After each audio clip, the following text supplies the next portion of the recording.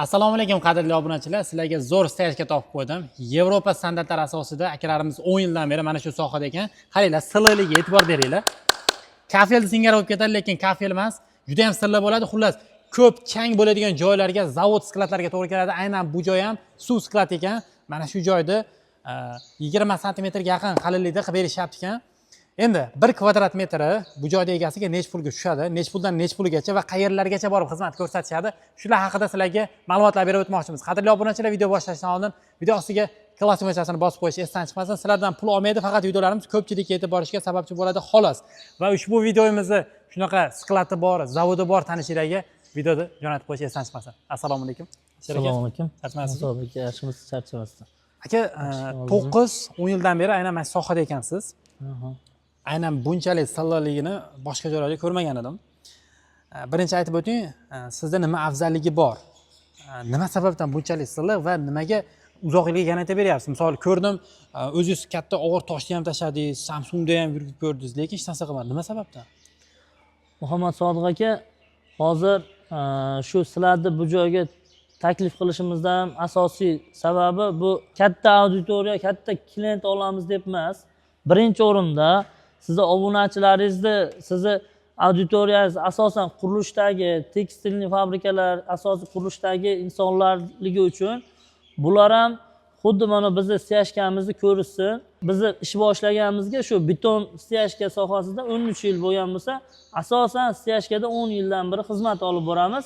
Turklar bilan birgalikda, xitoylar bilan birgalikda shu yildan yilga o'tib sekin o'zimiz o'rganib, o'zim shuni narsani o'rganib, shu atrofimizdagi ko'pchilik bilan shu stiyajkani shu darajada silliqlash, zichlash, uzoq yillab turadigan darajaga olib kelishga harakat qildik. Men juda ko'p Instagram, Telegram, umuman unchalik bu nimalarga qiziqmas edim, reklama berishga. Lekin tushunib yetdimki, biz o'zimiz mana juda ko'p joylarda, xudo xolisa o'qishlarda bo'lib keldik. Shu bizni stiyajkamiz asosan juda ko'p mana fabrikalarda bo'lganligi uchun birinchi o'rinda borib klientga joyda o'rganamiz. Stiyajkani boshlashdan oldin Muhammad Sodiq aka, hozir qisqa qilib gapirib o'tib ketaman.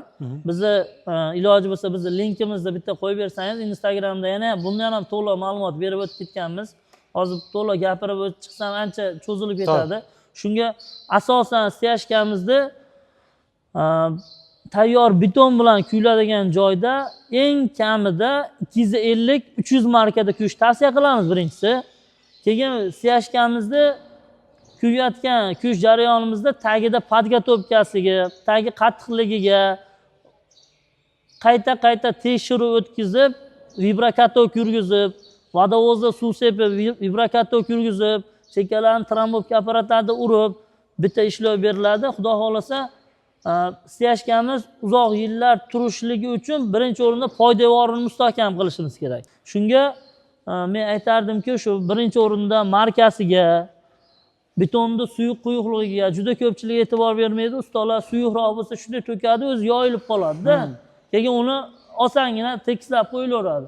Lekin suyuq bo'lgandan keyin markasi tushib ketadi. Markasi tushib ketgandan keyin stiyajga ko'chishdi, uqalanishdi, yorilishlari o'shanda kelib chiqadi. Aka, mana shu joyda hozir mana bu tomonni bitta ko'rsating. Shunaqa notekis hamda chang holatda bo'lgan bu tomon. Endi sizlar shuni 20 sm qalinlikda qilib beryapsizlar. Asosan yana akadan so'raganimda, aka nima sababdan bunchalik silliq chiqdi va nima sababdan misol bu ko'chib ketmaydi desam, buni minutiga, soatiga qo'yib, bu apparatordan yurishga ham bog'liq endi bu narsa, to'g'rimi? Ha, shunday. Buni ko'pchilik, men bitta narsani aytmoqchiman, shu ko'rgan odam, bizga hozir mana videoda, auditoriyada ko'rgan odam, aka shunday qilib silliqligiga ishqiboz bo'lib qoladi, silliqligiga. Oynani o'shaganday bo'lyapti. Men shuni aytardimki, bu silliqligi bu tashqi ko'rinishiga emas. Buni asosiy bizni bu apparatlardan yurgizishimizdan maqsad, biz shu stiyajkani vaqtiga qo'yib borib turib, yurib kechasi bilan shu ertaman abitgacha suriladigan jarayonda vaqtiga qo'yib borganingizda stiyajkani vozdux havolari chiqib turib, zichlashib boradi. Natijada stiyajkamiz 15 santimetr qalinlikda kuysak 13 santimetr qoladi. Shuning uchun bu steyashkani silliqligiga oxiriga men doim klientlarga aytamanki, buni silliqligiga emas, buni zichligiga qiziqing. Chunki zich bo'lsa uzoq muddat turib beradi. Zich bo'lsa nagruzkaga bardosh beradi. Zich bo'lsa shu kuygan steyashkamiz yorilishlarni oldini olib beradi. Shunaqa qadrdonlar. Ko'rdinglar, demak, qisqa qilib aytganda, steyashka qildirmoqchi bo'lsangiz, yo professionallarga qildiring, yoki bo'lmasam shuni o'zingiz nazorat qiling. Xuddi shunaqa, aka, narxlar haqida gaplashsak, aynan mana shunaqa holatda bo'lsa necha pullardan aylanadi? Bu joyda kelib ko'rsa bo'ladi, mana shu joyda. Mana shu joyga Muhammad Sodiq aka 12 santimetrga berganmiz bu joyni. Kirdi chiqdi joy edi bu joy. Bitta nolini otib chiqqanmiz, eng baland joydan 10 santimetr olganmiz. Chuqur joylariga shibinni solganmiz bir xilda qilib. Ko'p joyda zasipka deydi. Shunga e'tibor berish kerak bo'ladi. Bu joyda o'sha shibinlaganmiz, 12 santimetr kuyganmiz.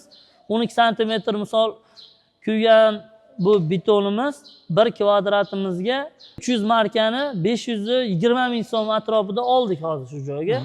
Namanganda har xil viloyatlarda misol narxi har xil farq qilishi mumkin. Bu seminga qarab, piska shibinga qarab, qaysi yo'l uzoqligiga qarab turib farq qiladi.